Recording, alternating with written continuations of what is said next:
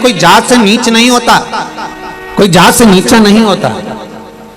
एक चर्मकार, चमड़े का जूता बनाने वाले संत श्री रविदास जी कहते हैं कि कोई जात से, बिरादरी से, वर्ण से नीचा नहीं होता। संत श्री रविदास जी कहते हैं कि कोई ऊंची जगह पर ऊंचे बैठने वाले भी जब नीच कर्म कर जाते हैं तो वो भी नीच कहलाने लगते हैं, वो भी नीचा कहलाने लगते हैं।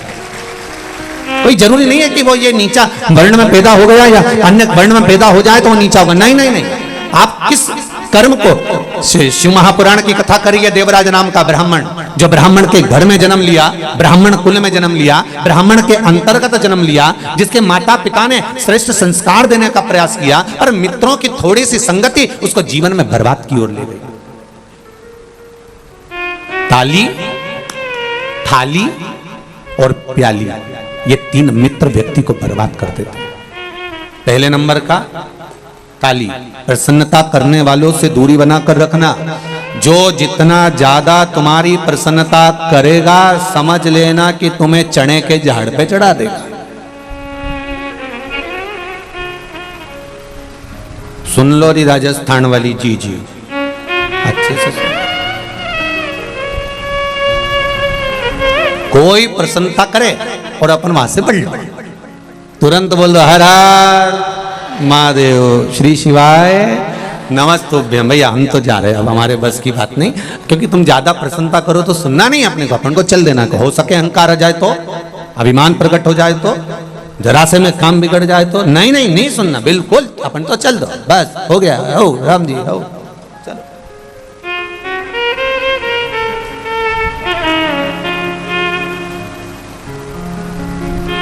कौन क्या बोल रहा है उससे हमको इस बात से महत्वता नहीं है।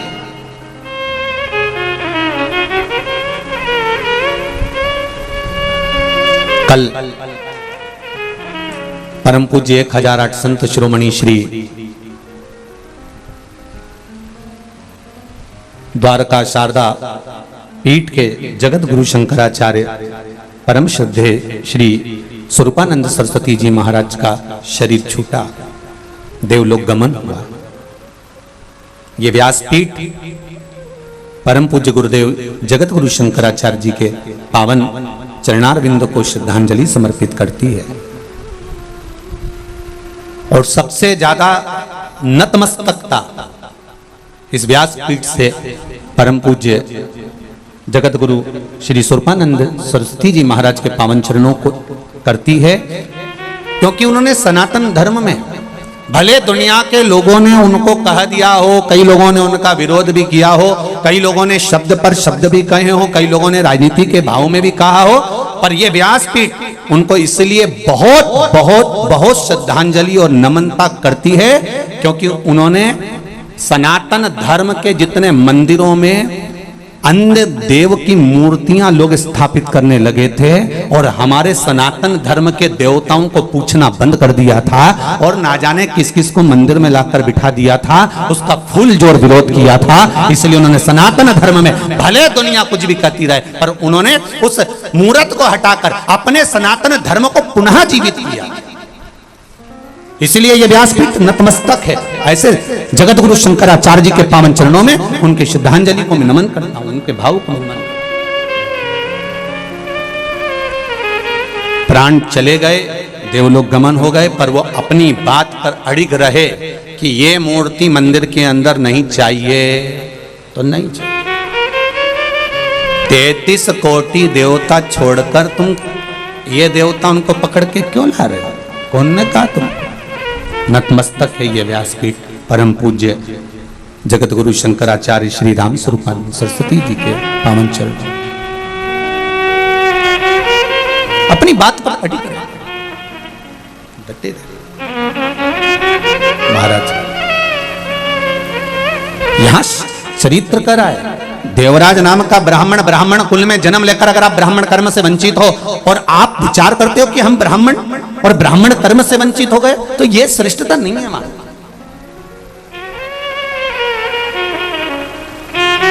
कितना गौरव महसूस होना चाहिए कि आप अच्छे घर में जन्मे हो, कितना गौरव महसूस होना चाहिए कि आप अच्छे कुल में जन्मे हो। कितना गौरव महसूस होना चाहिए कि आपको भगवान की सेवा प्राप्त हुई है। कितना गौरव महसूस होना चाहिए कि भगवान ने हमारा हाथ पकड़ कर रखा है। कितना गौरव महसूस होना चाहिए कि हमारे कंधे पर यज्ञोपवीत है। कितना गौरव महसूस होना चाहिए कि हमारे मस्तक पर शिखा है। कितना गौरव महसूस होना चाहिए कि हमारे मस्तक पर तिलक है। कितना गौरव महसूस होना चाहिए कि हमारे माता पिता हमारे साथ में रह रहे हैं। कितना गौरव महसूस होना चाहिए कि हम सनातन धर्म में जुड़े हुए हैं। देवराज नाम का ब्राह्मण कुल में जन्म लेने के बाद भी चोरी करता था, वेश्यावृत्ति करता था, गलत काम करता था। खूब समझाया माता पिता ने, पर नहीं माने। खूब समझाया, नहीं माने। अंत दुनिया मन का धन कर सकती है, पर अंत तो अंत है। और देवराज नाम का ब्राह्मण चोरी का धन लेकर शिवजी के मंदिर में गया। शिव महापुराण की कथा चल रही थी। थोड़ी सी कथा उसके श्रवण शक्ति में, उसके कानों में पहुंच गई। थोड़ी सी कथा।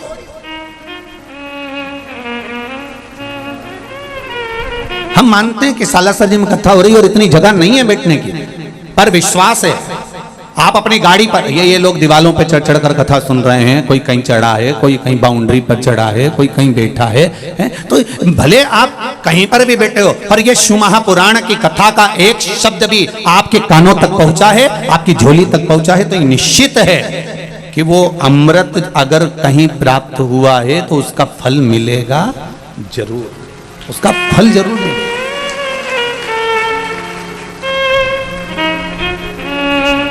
आस्था चैनल के माध्यम से, फेसबुक यूट्यूब के माध्यम से करोड़ों लोग इंतजार कर रहे थे सालासर जी की 5 दिवसीय शिव महापुराण का। करोड़ों, और आप भी जितने बैठे हो ना, सब इंतजार में थे। क्यों, कब चलेगी? एक गाड़ी कर लें क्या? चलें क्या? पास में तो हो रही है, 150-200 किलोमीटर तो है। और चलेंगे भी, कथा भी सुनेंगे और बालाजी सरकार का दर्शन भी कर लेंगे। अब तो वो कहते हैं ना कि वो कहते हैं दोनों हाथ कढ़ाई में, तो हाथ तुम सबका मुंडा भी कढ़ाई में हो। तुम शायद नहीं यहाँ पहुंचे हो। सुराना परिवार अगर कथा करा रहा है तो ये जानकर जितने परिवार के लोग आए ना सुराना जी के, बड़े भाग्यशाली हो साहब, बड़े किस्मत वाले। घर जाके नजर उतर वाले ना, कहीं बाबा की कृपा हुई है। बड़े भाग्यशाली। एक तो श्राद्ध पक्ष में शिव महापुराण की कथा, ऊपर से बालाजी सरकार के चरणों में कथा। बड़े भाग्य की बात है, साधारण नहीं है साहब। और जितने लोग कथा सुन रहे हैं टीवी पर या मोबाइल पर, दिल से कहूंगा, आज कथा केवल शिव पुराण आपके घर पर नहीं पहुंच रही है, ये निश्चित है। केवल शिव पुराण आपके घर नहीं आ रही है, आज मेरा बालाजी सरकार भी आपके घर में प्रवेश कर रहा है, ये निश्चित है। ये निश्चित। पवन तनय संकट मंगल मूरति रूप, राम लखन सीता सहित हृदय बसऊ सुर। ये शिव कृपा है, ये उसकी कृपा बिना मिला है उससे। देवराज के कानों में थोड़ी सी शिव महापुराण की कथा चली गई और कथा श्रवण कर कर देवराज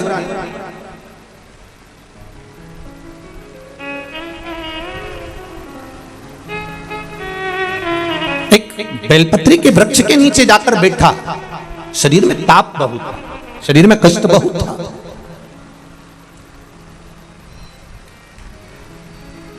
प्राण जाने का समय आया। भगवान शंकर के गण वहां खड़े हुए थे। पहले आए थे यमदूत, फिर आ गए शिव के गण। होता है ऐसा। एक सेठ जी थे, उनके पास में बहुत धन था, भजन भी बहुत करते थे, कीर्तन भी बहुत करते, मंत्र जाप भी बहुत करते, स्मरण भी करते, नाम जाप भी करते, खूब दान करते, पुण्य करते, संकीर्तन करते, भजन करते, मंत्र जाप करते। बड़ा दानी थे सेठ जी, बड़े दानी।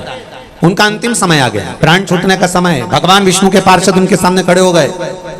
बैकुंठ से देवताओं ने लेने के लिए आ गए, तो उन्होंने तुरंत बैकुंठ के देवताओं को देखा और देखकर पूछा, तुम कौन हो? तो क्या तुम्हारा अंतिम समय आ गया, हम तुम्हें लेने के लिए आए। ओहो, मैं चलने के लिए तैयार हूं, पर मेरे पास में दौलत बहुत सारी है, बहुत पैसा, अपार धन तो मेरी अलमारी में पड़ा हुआ है, बैंक में पड़ा हुआ है, तिजोरी में पड़ा हुआ है, ढेर संपदा, सोना चांदी हीरा पन्ना रकम सब कुछ मेरे पास में ढेरों में भरा हुआ है। तो इतने में सेठ जी ने कहा मुझे कुछ ऐसी कृपा कर दो, मैंने जिंदगी भर खूब दान पुण्य भजन कीर्तन खूब करा, पर धन कमा कमा कर एकत्रित करा, पर अपने ऊपर खर्च नहीं करा, एक मौका दे दो बस मुझे अपने ऊपर खर्च करने का।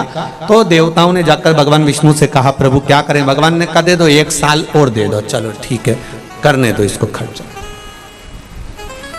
अब 1 साल सेठ जी को जो मिला उन्होंने उसमें खर्च किया, पर सही जगह खर्च नहीं कर पाए। वैश्यावृत्ति में, जुए में, मदिरापान में, मांसाहार में, गलत गलत काम में उसको खर्च किया। अब फिर 1 साल बाद मरने का समय आया। आपकी बार बैकुंठ के पार्षद नहीं आए, आपकी बार यम के दूत उनको लेने के लिए, बड़े बड़े दांत, भयंकर स्वरूप, काला स्वरूप, भयंकर।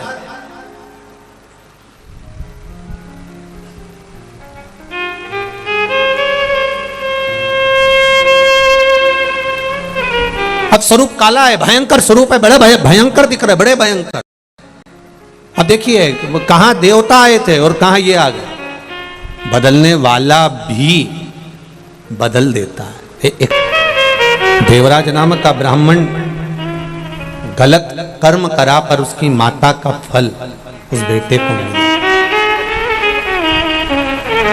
मेरी माताओं, दीदियों, भाई, एक निवेदन करना चाहूंगा, आपके 1 लोटा जल जो आप शिव जी को चढ़ा रहे हो, इसका फल कहीं ना कहीं तुम्हारे परिवार को प्राप्त जरूर होगा, ये निश्चित है, खाली नहीं जा सकता, तो मिलेगा जरूर, ये निश्चित है।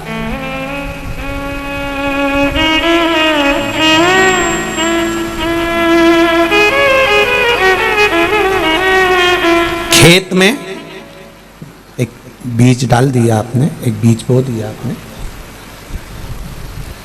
और खेत में अगर एक बीज बो दिया है, डाल दिया है, अब अपने अपने गांव से जब आए होगे तो जंगल देखा होगा, रास्ते में पड़ा होगा, ट्रेन से, बस से, गाड़ी से, फ्लाइट से, जिससे भी आए, कितना जंगल है। अभी जंगल में कोई पौधा लगा है, कोई बीज गिरा होगा, लगा होगा, वहां पानी देने कौन गया हो?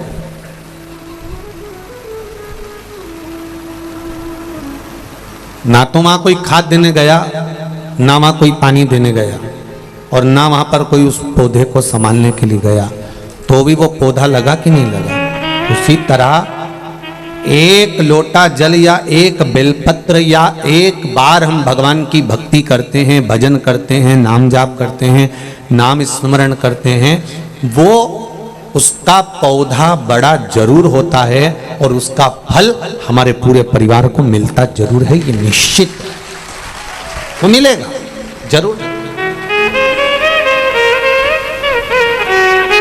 प्राप्त जरूर। पितृ पक्ष में कथा सुन रहे हो,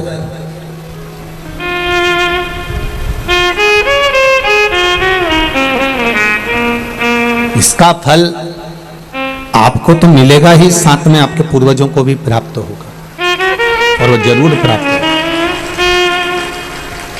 मिलेगा जरूर, वो निश्चित है। देवराज की माता जी ने 1 लोटा जल भगवान को समर्पित किया है, और देवराज की माता ने जब 1 लोटा जल जो समर्पित करा था, आज बेटे के जब प्राण छूटे, शंकर भगवान के मंदिर में चोरी का सामान लेकर गया था, 1 क्षण की कथा का स्मरण हुआ, बेलपत्री के वृक्ष के नीचे प्राण छूट रहे हैं। शास्त्र कहता है आज भी मुर्दे को लेकर जाते हैं, राम नाम सत्य कहते कहते, तो बीच रास्ते में शमशान में ले जाने से पहले एक जगह ऐसी होती है जहां पर मुर्दे को उतारा जाता है, जहां पर मुर्दे का उतारा करा जाता है, मुर्दे को उतारा जाता है, अर्थी को रखा जाता है। कई लोग पूछते हैं यहाँ अर्थी को रखने से क्या लाभ मिलता है, यहाँ मुर्दे को क्यों रखा जाता है? अब उनको ज्ञात तो इस चीज का है नहीं, स्मरण कहाँ, हमारे पूर्वज ऐसा कहते थे यहाँ रखना चाहिए, थोड़ी देर विश्राम देना चाहिए, थोड़ी देर रखना चाहिए, पर रीति क्या, उसका नियम क्या, उसका नियम क्या है? उसका नियम है कि देवराज नाम का ब्राह्मण बेलपत्री के वृक्ष के नीचे अपने प्राणों को त्यागा था, इसलिए उसको भगवान शंकर का धाम मिल गया था। मुर्दे को आज भी ले जाते समय बेलपत्री का वृक्ष तब होता नहीं तो कोई भी पेड़ के नीचे उसको रख देते हैं, पर नियम है बेलपत्री के वृक्ष के नीचे से अगर मुर्दा निकल कर भी गया है और उस पर बेलपत्री के वृक्ष की छांव पड़ी है तो वो कितना बड़ा भी पापी क्यों ना हो वो परमात्मा के धाम चले ही जाता है, ये निश्चित है।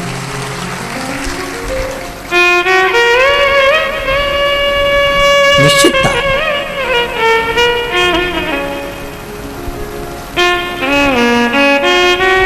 हम कई बार कह देते हैं आप लोगों को, आप लोगों ने स्मरण किया होगा कि अगर निर्माल्य की बेलपत्र, शंकर भगवान पर चढ़ी हुई बेलपत्र कहीं जमीन पर भी पड़ी हुई मिली है तो उसको उठाकर एक बार मस्तक पर रख लिया करो। कौटी कौटी पाप ढेर पड़े हुए होंगे हमारे जीवन के, ऐसा कोई व्यक्ति नहीं जिससे पाप नहीं होता। श्री ऋषभदेव जी महाराज का चरित्र आता है, अहिंसा परमो धर्म को बताते हैं और ऋषभदेव जी महाराज कहते हैं हर व्यक्ति से पाप होता है चाहे वो संसार का कोई मनुष्य हो।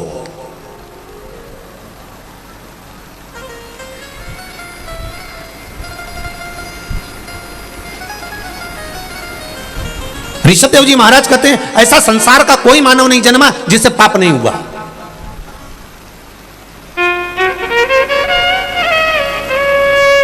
अहिंसा परमो धर्म की लेखनी ऋषभदेव जी महाराज वर्णन करते हैं। किसी ने पूछा ऋषभदेव जी महाराज जी से, हर व्यक्ति पापी है? हाँ। चाहे कोई हो? हाँ। तो ऋषभदेव जी से पूछा गया क्या संसार में जन्म लेने वाला मानव, चाहे संत साधु सन्यासी तपस्वी साधक उपासक चाहे जो हो, अगर मृत्यु लोक में जन्म लिया है तो उससे पाप हुआ है? क्या क्या पाप हुआ, कितने स्थान पर उसने पाप किया? तो कहा पहला, झाड़ू लगाते समय जीव मर जाता है उसका पाप माथे चढ़ जाता है। दूसरा, अग्नि जलाते समय छोटे छोटे पतंगे जल जाते हैं उसका पाप माथे चढ़ जाता है। तीसरा, स्नान करते समय, वस्त्र धोते समय, बर्तन धोते समय पानी में छोटे छोटे जीव मर जाते हैं उसका पाप माथे चढ़ जाता है। चौथा, हम चलकर कहीं पर भी जाते हैं हमारे पांव के नीचे छोटे छोटे जीव मर जाते हैं उसका पाप माथे चढ़ जाता है। तो ऋषभदेव जी महाराज जी से पूछा, जब प्रत्येक जीव से, प्रत्येक मनुष्य से, संसार में जन्म लेने वाले मानव से इन 4 स्थान पर अगर पाप होता है तो फिर मनुष्य क्या करे, इस पाप को समाप्त कहां कर सकता है? तो ऋषभदेव जी महाराज जी ने लिख दिया, सत्संग में जाकर बैठ जाइए, सत्संग में जाकर बैठ जाइए, भगवान की भक्ति में जाकर बैठ जाइए, पाप जलकर भस्म हो जाएगा। पाप की समाप्ति भगवत स्मरण है, पाप की समाप्ति सत्संग है, पाप की समाप्ति भगवान का स्मरण, भगवान का मंत्र जाप, नाम जाप, कीर्तन, मंत्र स्मरण। अब करो परमात्मा का भजन।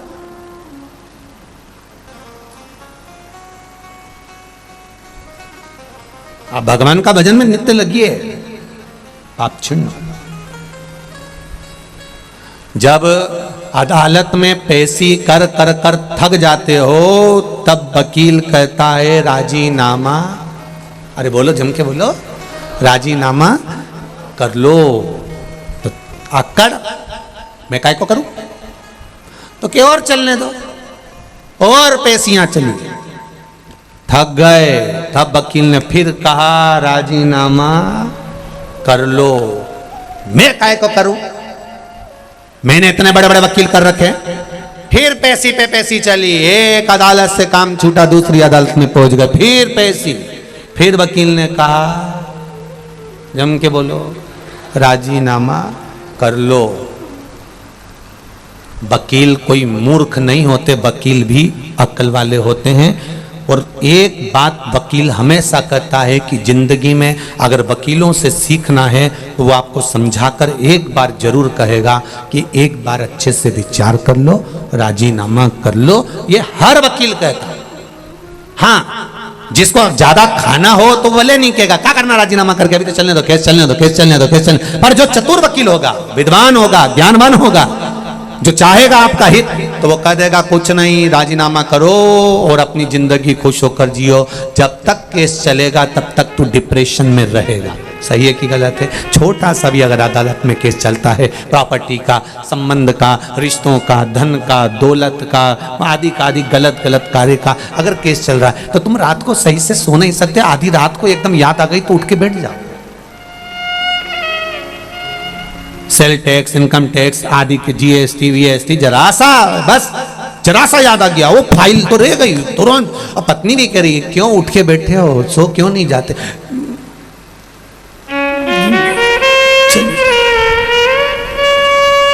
देखिए छोटा सा रबड़, देखा है रबड़, छोटा सा नोट की गड्डी में लगाने वाला जो रबड़ आता है ना, छोटा सा, उस रबड़ को एक बार लपेट लो, दूसरी बार लपेट लो, तीसरी बार अगर खींचा तो बोलो बोलो जम के बोलो, टूट गया। अब इतने छोटे से नोट की गड्डी में लगाने वाले रबड़ को तुम मिठाई के डब्बे में लगा सकते हो क्या?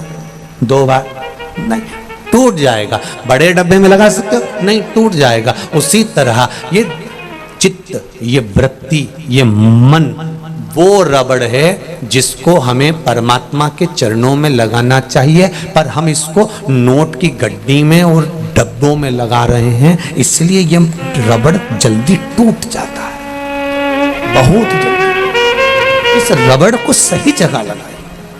ज्यादा रबड़ को खींचोगे टूटेगा, दिमाग को ज्यादा 10 जगह लगाओगे। इसलिए वकील कहते हैं राजीनामा कर लो, और यह वकील नहीं कर रहे, यह हमारे हृदय में हमें बिठा कर रखना है कि जिसने जिंदगी में जन्म लेने के बाद राजीनामा करना सीख लिया, कोई भी बात हो, सब्जी बेकार बन गई राजीनामा कर लो, कोई बात नहीं, नमक ज्यादा पड़ गया राजीनामा कर लो, काम बिगड़ गया राजीनामा कर लो, कोई बात नहीं, चिल्लाना नहीं, क्रोध नहीं, अभिमान नहीं, अहंकार नहीं, वासना नहीं, तृष्णा नहीं, लोभ नहीं, आसक्ति नहीं, काम नहीं, राजीनामा करना जो सीख गया तो उसका जीवन एकदम क्लीन और आनंद में हो गया। जिसकी पेशियां चलती रहती है, हर बात में जवाब देगा। उसने कुछ कहा पत्नी ने, मैं तुमसे कब से कह रही हूं, और इसने पलट के जवाब दिया, तो तू जवाब दे, अगली पेशी उसकी देख। तुरंत वो भी तैयारी में बैठी थी, फिर उसने सुना दिया, उसने पेशी चालू करी, फिर इधर से फिर उधर से। राजीनामा करना से थोड़ा सा नर्म बनना से रखो। देवराज को ले गए। शिव महापुराण की कथा कहती है, अभी तक खड़े थे, देवता लेने के लिए अब आए हैं गण दूसरे। सेठ जी की कथा चल रही थी, सेठ जी दान पुण्य करे तब तक अच्छे लोग खड़े मिले थे, बेकार कर्म करा तो काले काले भयंकर भूत जैसे खड़े मिले। पूछा तुम कौन हो? लाने लेकर जाने वालों की ड्यूटी चेंज हो गई है क्या? पहले तो सुंदर लोग आए थे, अब काले काले लोग आए। कहा नहीं नहीं, ये कर्मों के अनुसार है, पहले तुम्हारे कर्म अच्छे थे इसलिए देवता आए थे, अब कर्म बिगड़ गए इसलिए यम के दूत बंदी बनाने के लिए आए। आपके कर्म अच्छे होंगे आपको अच्छा मिलेगा।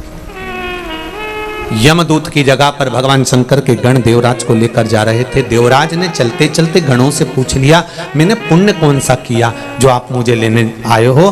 कहा तेरा एक पुण्य प्रबल है, तेरी माता ने 1 लोटा जल शिव जी को समर्पित करा, और तेरे प्राण जो छूटे हैं ना, तेरी बुद्धि जो गई है, तुझे बेलपत्र के वृक्ष के नीचे जो तेरी बुद्धि लेकर गई है, इससे तुझे फल की प्राप्ति हो।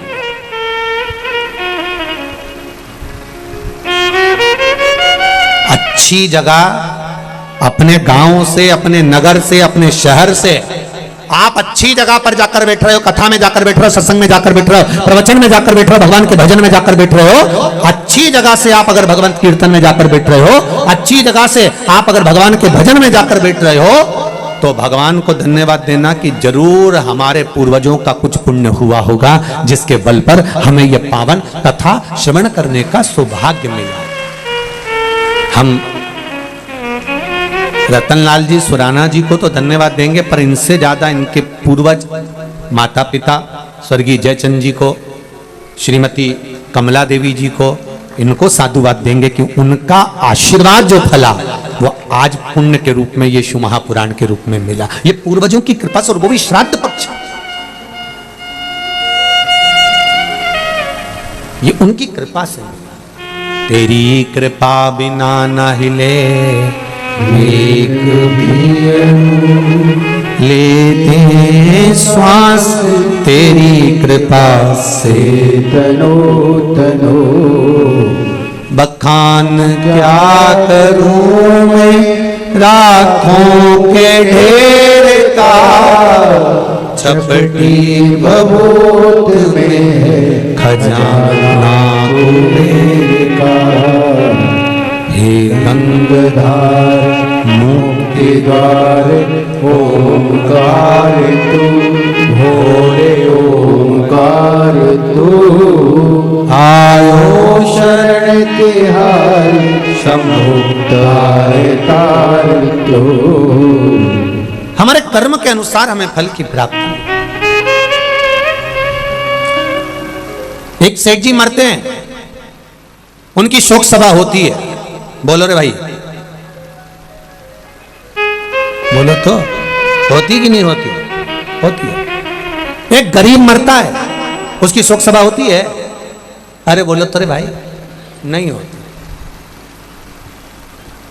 सेठ जी मरे तो शोक सभा हुई, गरीब मरा तो शोक सभा हुई नहीं। कारण क्या था? क्योंकि सेठ जी अपना शोक पूरा करते करते करते करते जिंदगी गवा दिए और आज तक मरते तक भी इनका शोक पूरा नहीं हुआ, इसलिए इनकी शोक सभा हुई। पर गरीब का कोई शोक नहीं होता, इसलिए उसकी शोक सभा भी नहीं होती। वो मस्त अलमस्त।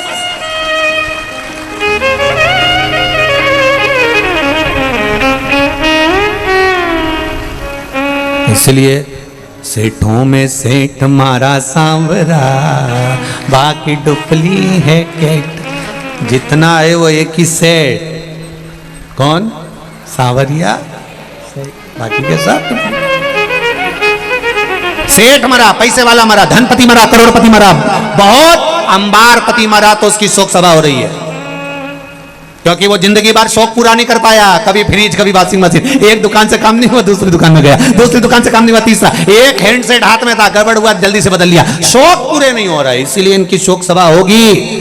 पर गरीब का कोई शौक नहीं। एक जोड़ कपड़े में माँ बेटा था, खेत में से निकल कर आया, श्री बालाजी सरकार का दर्शन करा, दर्शन करके कथा सुनी, वो कथा सुन के अपने घर आराम से चले गया। कोई मतलब नहीं उसको काम क्या मिल रहा है, नहीं मिल रहा है, वो अपनी मस्ती में बैठा हुआ है, आनंद में अपनी जिंदगी खुश होकर जी रहा है और उसको उसके कोई शौक है ही नहीं।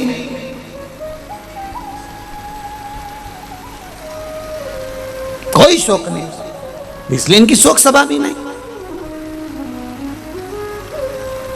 तुम खुद देखो, किसी किसी दुकान पे जो नौकर काम करता और निपट गया तो उसकी शोक सभा होती क्या? और सेठ जी मारे तो शोक सभा। इनके शोक कभी पूरे नहीं हुए, इसलिए इनकी शोक सभा होना जरूरी है।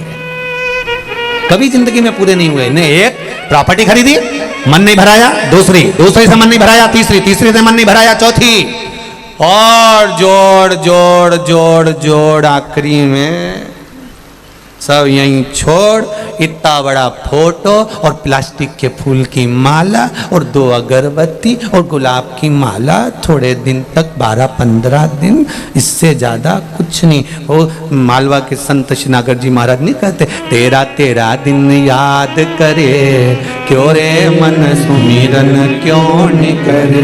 केवल 13 दिन तक ताजे फूल की माला, 2 अगरबत्ती, 1 दिया और पूरा घर का लोग आएगा, आंख से आंसू बहाएगा।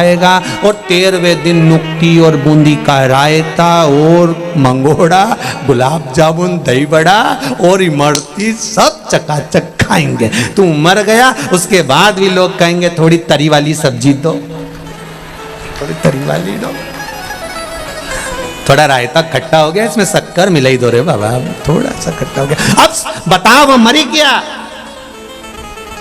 चले गया। 16 श्राद्ध में फोटो को नीचे रखेंगे और फोटो को नीचे रखकर और कंडा जला के घी और शक्कर गुड़ छोड़ेंगे। और बेचारे को दमे की बीमारी थी, बेचारा दमा में मर गया और ने कंडे की ओर धुनी दे दिला और पड़ेगा दरारी और घी और पूड़ी और खीर पूड़ी में मिला के तुम्हारे फोटो में चिपका देंगे और तुम ऐसी स्माइल देती होगी, वो पूरी चिपकी रहेगी, खत्म जिंदगी समा। इसलिए मान मेरा कहना, नहीं तो पछताएगा। और माटी का खिलौना माटी में मिल जाएगा। हेट बूट सूट सब धरा रह जाएगा अलमारी में। इसलिए सुराना जी ने कल कथा रखी है, अपनी अलमारी के अच्छे अच्छे कपड़े निकाल के लिया और बालाजी सरकार में आकर पहनो। बाबा भी ठाट में और तुम भी ठाट में, अलमस्त होकर रहो। कई बहुएं बड़ी रोती रहती दिन भर, आंख में आंसू डाल। सास हमेशा कहती थी अच्छा पहनो, खूब रखा है पहनो। क्या करोगे? एक पति पत्नी घूमने के लिए विदेश का है, पत्नी को वहां पर एक सेट पसंद आ गया, हाफ सेट बड़ा सुंदर। पत्नी ने कहा ले लो 7 लाख का है, ले ले। पत्नी ने ले लिया। एलईडी चालू करो, एलईडी ले लो। अब 7 लाख कहाँ, ले। और पत्नी ने वो सेट ले लिया, और लेने के बाद पति ने कहा पहन ले। अभी थोड़ी ना पहनूंगी, अच्छा जरा मौका आन दो फिर पहनूंगी। और मौके का इंतजार करती रही, फिर कब पहनेगी? अब जन्मदिन आ गया, आज तो पहन ले। नहीं अभी नहीं, मेरे देवर के लड़के की शादी होगी तब पहनूंगी। और पहनते पहनते ही मालूम एक दिन छाती में दर्द हुआ, अर्थी पे बांध दिया। पति रोता रोता अंदर गया, सेट निकाल के लाया, इसको पिनाने लगा। बेस्ट फ्रेंड दोस्त कहने लगे भाभी तो मर गई, अब क्यों पिना रहा है? मैं इसको हमेशा कहता था पहन ले पहन ले पहन ले। ये हमेशा कहती थी मौका आन दो, मौका आन दो, मौका आन दो। इसका तो मौका नहीं आया और भगवान ने लगा दिया चौका। ले बड़ा। जितने लोग कथा सुन रहे हैं आस्था चैनल पर, जितने लोग कथा सुन रहे हैं फेसबुक यूट्यूब पर, और जितने कथा सुन रहे हो ये सालासर बालाजी के धाम में, तुम मौके का इंतजार मत करना लीजिए बिल्कुल। अपन तो एक से बढ़कर एक पहन लो, जो अलमारी में धरा सब निकालो, सब पहनो। कोई कहती नहीं कि नहीं साड़ी है, कोई शादी ब्याह में पहनना, शादी ब्याह से पहले निपट गई तो फिर ऊपर जाऊंगी तो मेरा मन कितना दुखेगा। और यमराज से कहूंगी मैं यमराज प्लीज मैंने वो नीली वाली नहीं पहनी, वंस मोर, एक बार फिर छोड़। यमराज के चल वापिस कौन देगा? अरे भाई जीवन मिला उसका सदुपयोग करिए, तो जीवन का सदुपयोग होना चाहिए। एक बिंदु नाम का ब्राह्मण वो भी गलत वृत्ति में पड़ गया था, मुक्ति नहीं हुई उसकी। 3 तरह से मरे हुए व्यक्ति को मोक्ष नहीं है। पानी में डूबकर मरा हुआ, स्त्री के हाथ से मरा हुआ, सर्प के डसे से मरा हुआ, इसकी गति नहीं होती, इसकी मुक्ति नहीं है, इसका मोक्ष नहीं है।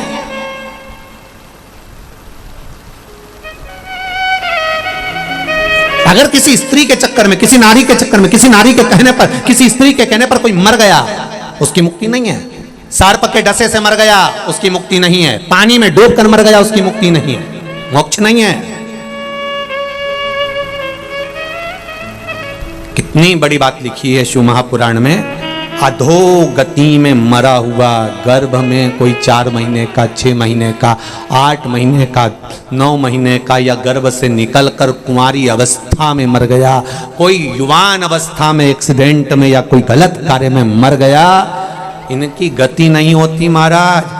पिंड भी नहीं मिलता, चाहे गया जी में जाकर दे दो, चाहे ब्रह्म कपाली में जाकर दे दो, इनको पिंड नहीं मिलता, इनको तर्पण नहीं मिलता, इनके तिलांजलि नहीं होती। अगर ब्राह्मण भोजन भी करे तो इनके खाते में नहीं जाता, जो कुंवारी अवस्था में मर गया।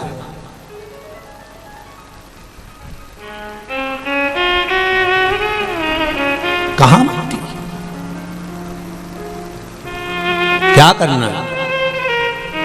तुमरुका जी ने चंचुला देवी से कहा इनकी एक ही मुक्ति है, शिव महापुराण की कथा। कुछ देव मत देव। एलईडी चालू करवाइए, एलईडी। कुछ देव मत देव, कुछ देव ना देव कोई।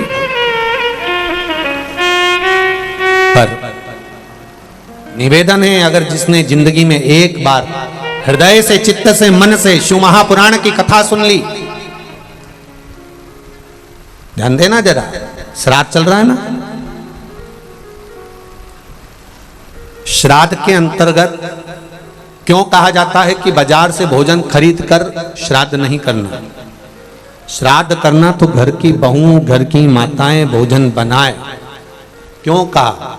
गरुण पुराण में, पद्म पुराण में, अग्नि पुराण में, स्कंद पुराण में, शिव महापुराण में वर्णन मिलता है कि घर की नारी बहुएं जब भोजन बनाती है श्राद्ध पक्ष का, और वो भोजन ब्राह्मण जब ग्रहण करता है, तो केवल बहू बेटियां जब भोजन बनाती हैं, बहुएं भोजन बनाती हैं, तो केवल ससुराल के पितृ नहीं तरते, ध्यान देना। जैसे ससुराल में कोई दादा ससुर है, उसकी तिथि है चतुर्थी, तुमने चतुर्थी को श्राद्ध का भोजन बनाया, ब्राह्मण को भोजन कराया, तो बहुओं को ये ना लगे कि हम हमारे ससुर के दादा ससुर के निमित्त से जिमा रहे, नहीं। बहू जब भोजन बनाती है, ससुराल में अगर कोई ब्राह्मण श्राद्ध पक्ष का भोजन ग्रहण करता है, तो बहू के मायके में अगर इस तिथि में कोई गया